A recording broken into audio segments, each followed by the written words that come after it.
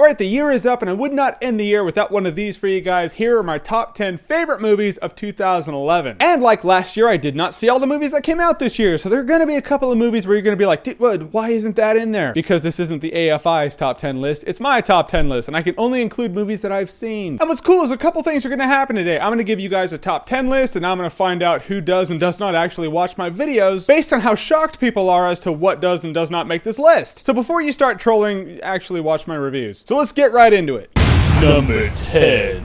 So we're going to start this list off with a kids movie, Kung Fu Panda 2. I know, I was actually shocked that this was one of my top 10 favorite movies of 2011, but when I was making my list, I was like, hey, yeah, that deserves to be on there. It's fun for the whole family, it's exciting, it has Gary Oldman as the villain. It upped the stakes from the first movie to the second movie, as a sequel should do, but, you know, rarely does. Number 9. Coming in at number 9 is Thor. Yeah, when I heard they were actually making a Thor movie to set up for the Avengers, I was like, all right, there's going to be a lot of Marvel movies that are going to be awesome, and then there's going to be Thor. Turns out Thor is not only great, but it's one of my favorite Avengers movie setups. I mean, it has conflict, it has family, it has science, it has magic, which are the same thing in this movie, which is great. And it has a great villain, Loki, who I can't wait to see in the Avengers. It took a great director to make the concept of these gods relatable for people, and Kenneth Branagh, I salute you. Number 8. Alright, people told me that this new Mission Impossible Ghost Protocol movie was actually good, and I laughed in their faces. That's right, Mission Impossible Ghost Protocol. It had everything that the other Mission Impossible movies should have had, and 3 came close to having. Third one was good, and then they found their niche and ran with it and made Mission Impossible Ghost Protocol. It was a summer movie in the winter. You can't go wrong with that.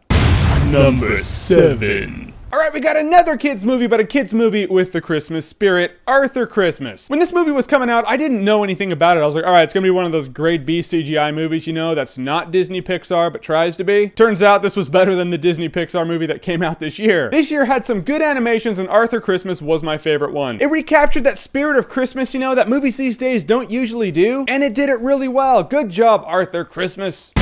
Number 6. In fact, for a few of these movies, some of the appeal is the fact that I didn't know if they were going to be good. In fact, I thought they were going to be crap. Take Source Code, for example. I didn't think this movie was going to be good, but it turns out it's intriguing and it's exciting. You watch the same 8 minutes pretty much replay for 2 hours, but it's really cool. Intrigue these days in movies, not that easy to find. It reminded me of an episode of The Outer Limits, and they pulled it off for the big screen.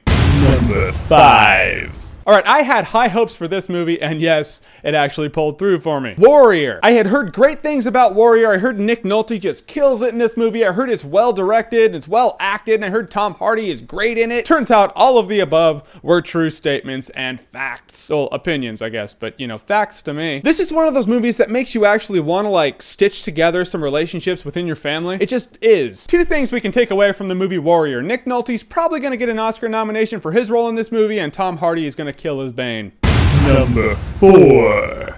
And yes, in 2011, there were a couple of prequel reboot type movies. Take Rise of the Planet of the Apes, for example. Andy Serkis does the motion capture for this movie, and this guy just kills as CGI creatures. He should probably get an Oscar nomination for Best Supporting Actor as Caesar. It probably won't happen, but it should happen. Rise of the Planet of the Apes, you rose to the occasion. Oh! However, I did like X-Men First Class a little more in terms of prequel reboot movie, which is probably a spoiler for number 3.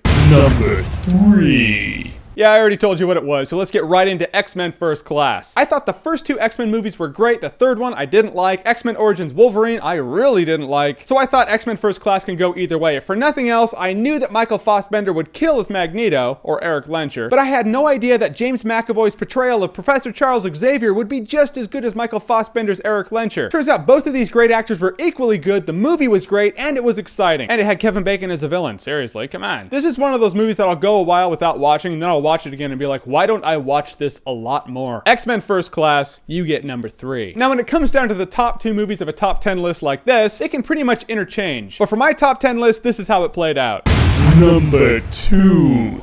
Coming in at number 2 is 50-50. This is one of those Oscar contender type movies that I heard was an Oscar contender, and immediately I was like, I probably won't like it. I'm just saying. Turns out I more than liked it. I loved it. Joseph Gordon-Levitt was great in the movie. He should probably get an Oscar nomination too. His relationship with his therapist was really cute. It was really well done. And the movie makes you reflect as to how life changes in your eyes after you're diagnosed with cancer. Like, how do you deal with that? This is a heartfelt movie. Anyone who watches this movie could probably relate to it and love it. Number 1.